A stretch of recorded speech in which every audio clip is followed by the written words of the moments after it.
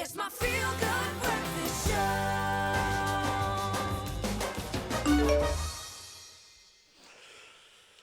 Welcome back. Thank you so much for tuning in as I take a very deep breath, because we're going to approach something fairly difficult now, but I think a conversation that all of us need to delve into. It is nothing new that disagreements over finances are probably one of the main reasons couples end up arguing with each other, or even splitting up. So financial advice readily available, yes, but couples are still fighting over money, financial contributions, financial responsibility, and planning. It hits on so many nerves. I can feel you on the other end of the screen getting angry as I speak. So today we are asking, is how much you earn causing stress for your relationship? Have you and your partner planned your financial lives? Dr. Eve is in the building to help us discuss this very hot topic. Something I want to take the kind of anger and because it does trigger you. Doc, it triggers people. Yeah, I big feel time. triggered, and I don't even have this issue in my life right now, but I feel Let triggered. me hold you. Let me contain you. Thank you. Now, we'd love to hear from you on Facebook if you've got any questions or maybe some advice, something that you can relate to, because all of us can kind of relate to this. Money is key. Relationships, we're in them. How do we blend these two things? So where does the conversation begin? Can we start with a preemptive discussion first? When you enter into a relationship, or the relationship is taking that next step, Yes. how do you talk about money? So do we talk Because it's about uncomfortable. I get terrible. uncomfortable I can if someone see. wants to talk about it. I'm like, well, it's my money. Why must Why? we I talk? mean, but why do you get uncomfortable? Because the big question that I asked on social media is, what does money mean to you? Yes. Right? It isn't about the money as in rand, cents, or dollars. It's more about the emotional attachment that we have towards it. And what people say mainly money means to them is a feeling of fear, inadequacy, and dreams. And that's what I put on my Twitter poll. So anyone who wants to go on and talk more about that, or on our Facebook page here on Expresso, please will you do that? Inadequacy, because I'm not earning enough, or because I'm not earning. The feeling of fear, which I'll come back to, because that's about our money map and our childhood I was experiences going to say, around so much of this stems from that picture that we've built of ourselves Yeah, at the but beginning where of does- life. Yeah. Exactly. Where does that big start from? From right at the beginning of life, from looking at how our parents managed it, and then also the fears and the dreams that we have about money, and the sense of dissatisfaction that we never can actually reach those dreams because we don't have the so-called money to do that. And then with that comes shame and embarrassment. So when you say, what do couples need to talk about? In an ideal world, it's like, well, okay, so what is your relationship to money? Well, I got some debt. Well, how much debt do you have? We don't want to talk about that in the beginning of a relationship. And oftentimes, and I'd love to hear from our viewers, have you really shared your money concerns, your fears, your inadequacies, and your debt with each other? And did you do it before you kind of hooked up and decided to get into something called a commitment?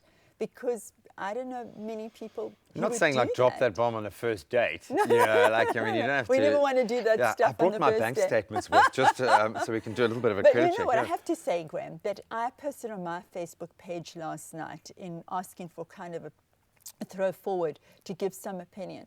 And the men were coming back and saying, I'm really so tired of this responsibility that I feel, because I know I can't get a date unless she's checked out my status in a heterosexual way. She wants to know if I've got money, what car I drive. And then the other element that came forward, which I think is very South African, is I have to pay for my family. You know, the black tax thing? So that's what money means to me as well. I can't keep it all for myself. I have to support my family. And that makes me really, really distressed about it, because how do I also then impress a woman with money? In a very materialistic Exactly. kind of age or culture. Exactly, yeah. Does this materialistic, and it seems to have developed, but it's an age-old thing. Right. Sexism has been around forever.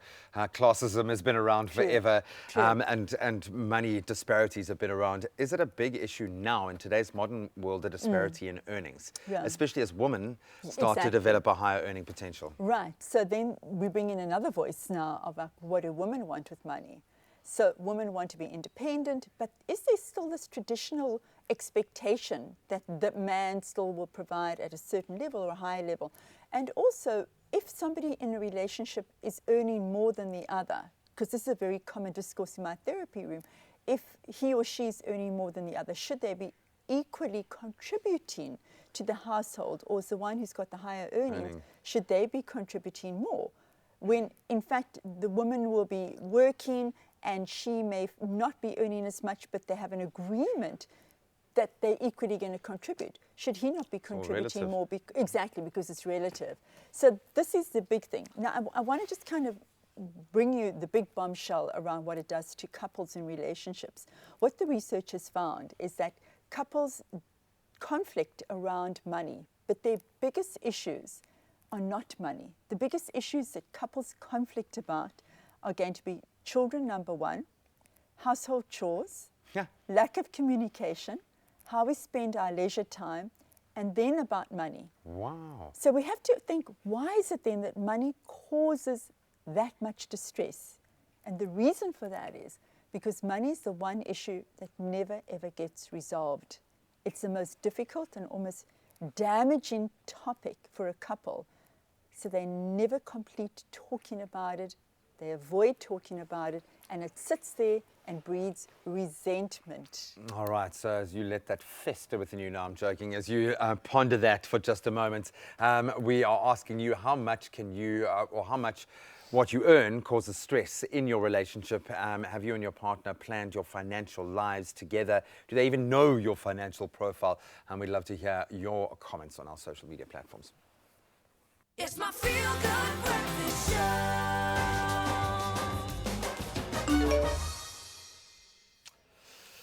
Welcome back. You're live with Expresso. It's Relationship Talk. We're talking about money matters as it applies to our relationships. And we've heard the myriad of conflicts that can arise because every person is completely different and our relationship with money is different as well. So we've got Dr. Eve on the couch, and now joining us as well is very well-known financial planner and author of Smart Woman, Sylvia Walker, who has, I think, a very extensive, maybe one of the best knowledges on how couples can go about planning their financial future. So we, of course, welcome ladies once again. Sylvia, welcome.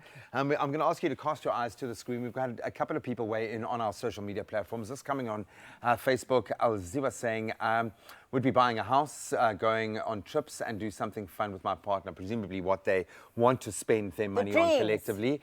Big dreams, big dreams. Cornell saying, morning team, I don't believe in debt. We save for what we need in-house and buy it cash. Great. Oh, well done for walking that line, buddy. Martin saying, buying a house for both of us is what I have in mind. Three completely different people reflected in their money. Senekaya saying, buying a restaurant we can run together. This is so sweet, so cool, so unrealistic and realistic at the same time. And I say this with all due respect because this kind of represents the stages of my young adulthood, middle adulthood, now adulthood, a dose of reality. I'm going to ask first if we can just, before we get into a proactive way of approaching this as a couple, the money map. I've heard you mention that a few times.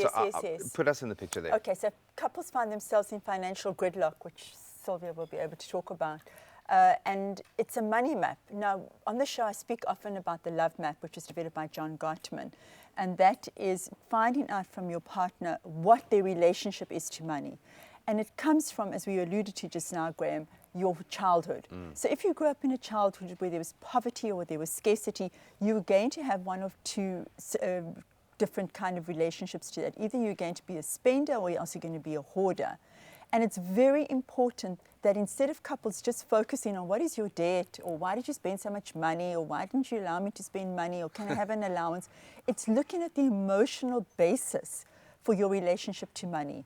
Really spending time with empathy, no judgment, talking to each other about this is where I've come from and therefore I don't want to just dream. What were your parents like with money? How Exactly. You? Yeah. And how did that inform you? And it's something that I hear in my therapy room often, where you have the different kind of personalities that emerge. So you will have in a couple somebody who is a hoarder and somebody who's a spender, somebody who's a high risk taker, somebody who's not going to be totally risk averse, somebody who's going to say we just going to dream and we're going to just live for our dreams, and others are going to say we live for today because I never ever had anything and I just want to spend and enjoy every single day. And that interferes with their ability to communicate with each other and to find that there is to release them from that financial gridlock that they find themselves in. And yeah, I sit on two different polarities with Yeah. my girlfriend, thankfully, and we actually balance each other out because Right. she can be that voice. So there is a way, but Yeah. you've got to approach it in the right way when it comes to financial planning. Before we go and meet a financial planner, presumably once we have reached a committed phase of a relationship, what should we do ourselves and how should we broach that? What would you like to hear in that space from a couple seeking advice from you, for instance? I think, Dr. Eve has touched on a very important aspect, and that's that sort of money personality. And there's actually a whole range of them. The extremes are the spender and the saver. And I think for me, the problem is everybody's always right. So, my opinion's Thanks right. for saying that. No, but I'm saying that's how we That's view so it. true, yeah. That's how we view it. And that's what causes the conflict, because everybody's always right.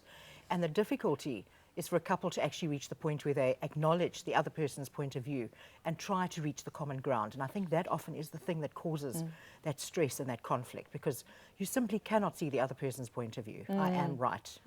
Kind of with the fear, you just hold onto your own belief system so But you're right. tightly. We all do believe that our perspective is right because Yeah. we grew up in a certain way. Yeah. And I mean, let's say, honestly, our money behavior and our approach towards money is shaped by our parents, by what we see, by what we're told. Our Social media is experiences, a huge issue, a massive issue. So all of that feeds into how we view money and how we're going to spend money or save money, or are we going to use it to make more money? Some people are very entrepreneurial. Others, as you say, just blow it, live for today. Others hoard. So Yeah, now I'm constantly feeling like no one in my life understands me at all. But at least they do balance me out in the right way, whether it's a governor or whether it's to inspire me. We're thinking of merging.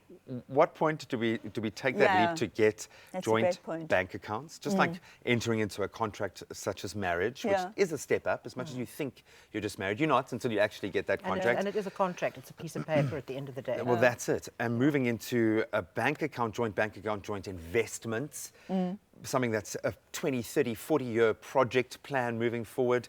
What do we need to bear in mind? At what point in a relationship, and it's bizarre that I'm talking to a financial planner and a relationship expert in the same space, but that's what it is. Yeah. How do we approach a joint bank account as a starting point? So there's different perspectives. Mine is actually that you don't do it, because I Totally believe support you. High five. There's a reason why we had this here. no, the moment you put your money into a pot that somebody else can dip into, you're giving away your financial power.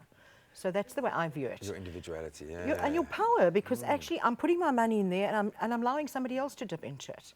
But I must just say, add a caveat to that, because if you're in a relationship, Yeah. you've got joint expenses. So there are three ways of coping or handling them. Either one person will pay for all the expenses and the other one just spends their income, which is obviously not realistic.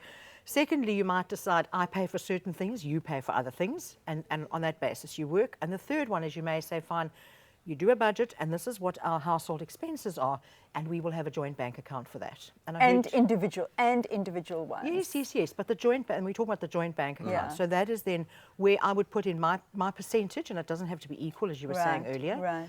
And that's where the joint bank account would come into play.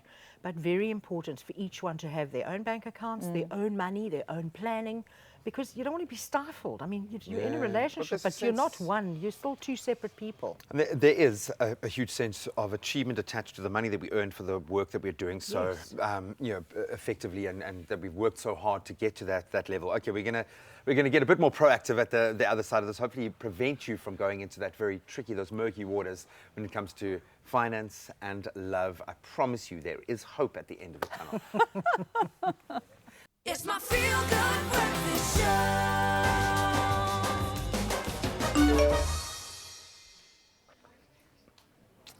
Welcome back. You're live with Expresso. Thank you so much for tuning in as we round up our discussion around love and finances. How do you approach it as a couple? Sylvia and Dr. Eve on the couch. But let's turn to some of your really cool comments weighing in online. Valise was saying, good morning, Expresso team. Saving to start my own company. That is aspirational. We dig that. Lauren saying, good morning, team. We're working on simple financial goals of always being able to provide for our families' everyday needs. I think that's going to strike a chord. This one certainly is.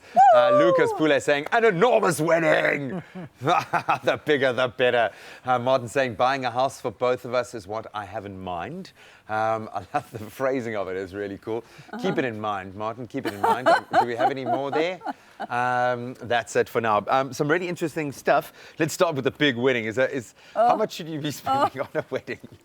Sylvia? You know, it's an incredibly emotive thing. And you know, when you try to talk to people about money when they're getting married, it's like talking to even bother, it's like talking to yeah. a stone, because it's such an emotive thing. You know, all they see is the occasion, the event, you know, the gifts, the love and all of that. So money is this very cold, hard thing that nobody really wants to consider or think about.